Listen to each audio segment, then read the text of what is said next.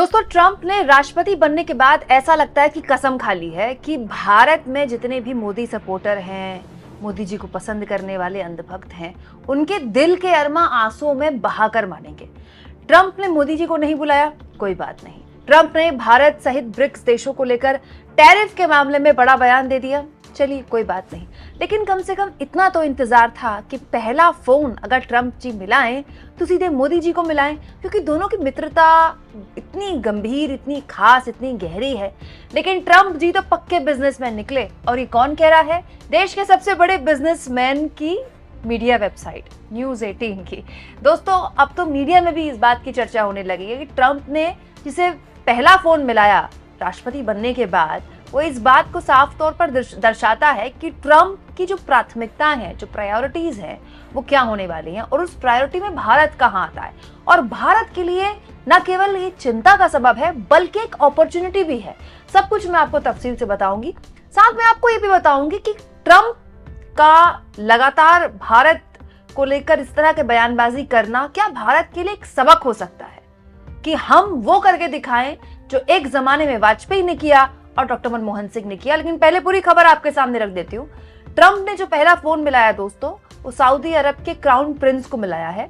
Saudi अरब के crown Prince Mohammad बिन सलमान को phone मिलाकर ट्रंप ने, क्योंकि रिश्ते बहुत गहरे हैं सऊदी अरब और अमेरिका के बीच में हमेशा से ही, और उसको लेकर बहुत ही गर्मजोशी दिखी दोनों के बीच में। और सऊदी अरब ने कहा है कि वो $600 बिलियन का निवेश करेगा अमेरिका में, और यही तो ट्रंप को चाहिए।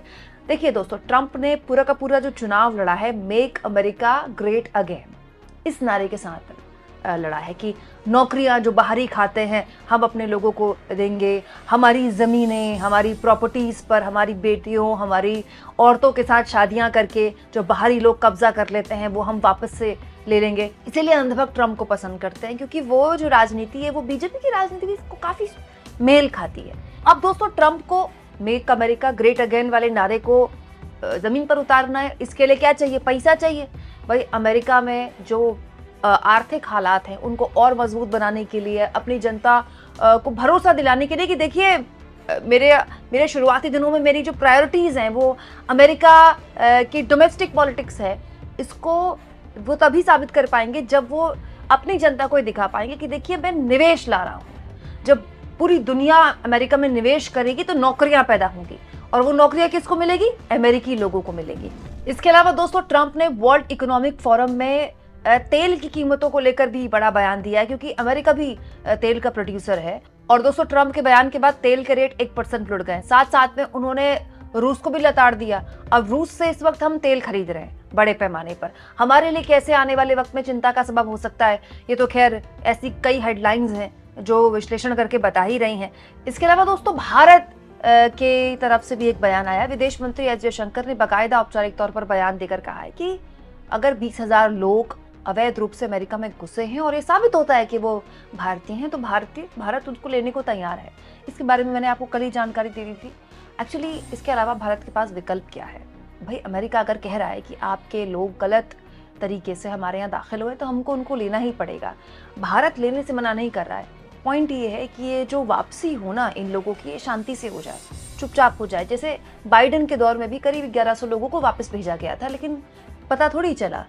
अब विदेश मंत्री एस जयशंकर सहित भारत की जो प्राथमिकता है वो ये है कि जो भी 20,000 लोग हैं वो चुपचाप आ जाएं, और यहाँ भी हेडलाइन न बने, वहाँ भी हेडलाइन न बने, ताकि किरकिरी ना हो ना। क्योंकि जब वो जत्था आएगा 20,000 लोगों का, चाहे 2-3 किश्तों में आ जाए या एक साथ आ जाए, और अगर वहाँ कैमरास होंगे तो बड़ी छिछालीतर होगी ना इस सरकार की कि एक तरफ तो आपका डंका पूरी दुनिया में बज रहा है, आपने बना दिया भारत को विश्व गुरु, तो ये लोग कैसे अमेरिका में भागकर चले गए, वो भी इलीगल तरीके से। और कितनी बड़ी शर्मिंदगी है कि अमेरिका उनको वापस भेज रहा है। तो वापस तो भारत को लेना पड़ेगा। बस भारत ये चाहता है कि इस पर हेडलाइन न बने। लेकिन दोस्तों, ट्रंप ये क्यों करने देंगे? क्योंकि ट्रंप ने तो अपनी जनता के बीच में इसी नाम पर वोट मांगा है कि मैं सारे घुसपैठियों को वापस भेजूंगा। तो वो तो हेडलाइन बनाएंगे ना, वो तो न्यूज़ वालों को बुलाएंगे और दिखाएंगे देखिए अब मैंने 20,000 भेज दिए, अब मैंने इस देश में 10,000 भेज दिए, अब मैंने उस देश में 5,000 भेज दिए। क्योंकि दोस्तों, इवेंटबाजी में तो हमारे मोदी जी से एक कदम आगे ही हैं हमारे ट्रंप जी। हालांकि दोस्तों, H1B वीज़ा को लेकर भारत काफ़ी सेंसिटिव है, और यही वजह है दोस्तों कि भारत चाहता है कि ये जो इलीगल तरीके से लोग गए हैं उनकी वापसी शांति से हो जाए, ताकि जो लीगल तरीके से वहां पर H1B वीजा के जरिए लोग गए, स्टूडेंट वीजा के लिए लोग गए, उनको कोई दिक्कत ना हो। हालांकि इन्फोसिस और HCL जैसी कंपनियों ने भी अब बयानबाजी जारी करनी शुरू कर दी है कि हम भी वो लोग जो अमेरिका में भेजते हैं भारतीयों को, उनमें थोड़ी कमी लाएंगे। तो अपनी तरफ से देखिए, भारत हर कोशिश कर रहा है कि ट्रंप प्रशासन को एक तरह से सेटिस्फाई कर सके, और इस कोशिश के बाद ही भारत को लेकर या तो ट्रंप कोई बयान देंगे जो गुडी गुडी हेडलाइन वाला बयान होगा, या फिर मोदी जी को शायद फोन करें। हालांकि दोस्तों, जनजात नागरिकता को लेकर जो खलबली ट्रंप ने बचाई है, उसके साइड इफेक्ट ऐसे देखने लगे हैं कि जो भारतीय महिलाएं थीं जो वहां H1B वीजा के जरिए या किसी और वीजा के जरिए गई थी, जो ये उम्मीद कर रही थी कि अगर वो वहां बच्चा पैदा करेंगी तो बच्चे को वहां की सिटीजनशिप मिल जाएगी। क्या आप जानते हैं, वो महिलाएं डॉक्टर्स के पास जा रही हैं, वो प्रेग्नेंट हैं और डॉक्टर्स के पास जा रही हैं कि बच्चे को C सेक्शन के जरिए, ऑपरेशन के जरिए उसका जन्म पहले कर दिया जाए, मतलब 1 महीने पहले कर दिया जाए, इससे पहले कि ऐसा कोई कानून आए। डॉक्टर्स उनसे कह रहे हैं कि खतरनाक है, माँ के लिए भी बच्चे के लिए भी, लेकिन उसके बावजूद भी महिलाएं ये सब कर रही हैं। सोचिए, इनमें से कुछ लोग ऐसे भी होते होंगे, जब मोदी जी अमेरिका जाते होंगे तो मोदी मोदी के नारे लगाते होंगे। अब भारत इतना ही विश्वगुरु बन गया है तो बेमतलब कि अपने बच्चों के साथ खिलवाड़ क्यों कर रहे हो, वापस आ जाओ ना भारत में। हालांकि ट्रंप को भी झटका लगा है दोस्तों। शुरुआती तौर में ट्रंप का जो पहला झटका था जनजात नागरिकता को लेकर, वहां की एक जज ने फिलहाल के लिए उस पर रोक लगा दी है और सरकार से कुछ कड़े सवाल भी पूछे हैं। अभी इस मामले में आगे जो भी अपडेट आएगी मैं आपको बताती रहूंगी। लेकिन बात पते की करते हैं दोस्तों, बात पते की ये कि भारत के पास ये एक मौका है।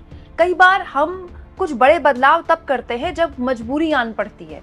जैसे डॉक्टर मनमोहन सिंह ने वित्त मंत्री रहते हुए भारत में जो बड़े आर्थिक बदलाव किए, तब जब भारत के लिए वो एक मजबूरी बन गई। इसके अलावा वाजपेयी के दौर में भी बड़े बदलाव देखे गए, तब जब वाजपेयी सरकार पर गहरे प्रतिबंध लगाए थे अमेरिका ने। तो ये एक मौका है दोस्तों भारत के लिए भी, क्योंकि आपको जान के हैरानी होगी दोस्तों कि जो AI और सॉफ्टवेयर इंजीनियर्स या फिर सर्विस सेक्टर में जो लोग बेसिकली अमेरिका में काम कर रहे हैं और जो बड़ी बड़ी कंपनियों में फ्यूचरिस्टिक टेक्नोलॉजी पर काम कर रहे हैं अमेरिका की, उनमें से जो ज्यादातर हिस्सा है वो एशियंस का है, और एशियंस में भी बहुत बड़ा हिस्सा भारतीयों का है। तो हमें बड़ा गर्व महसूस होता है जब विदेश की कोई बहुत बड़ी कंपनी का CEO या उसकी बहुत बड़ी कंपनी का कोई अधिकारी भारतीय हो। लेकिन क्या हम ये खुद नहीं कर सकते?